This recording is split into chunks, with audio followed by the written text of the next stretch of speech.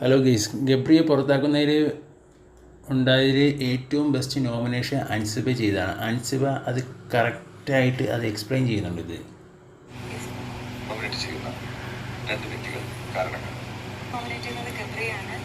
ഗബ്രി മറ്റുള്ള മത്സരാർത്ഥികൾ മാത്രമല്ല, സഹമനുഷ്യരോട് ബേസിക്കായിട്ട് എങ്ങനെ പെരുമാറാം എന്ന് പോലും അറിവില്ലാത്ത ഒരു വ്യക്തിയായിട്ടാണ് എനിക്ക് തോന്നിയിട്ടുള്ളത്.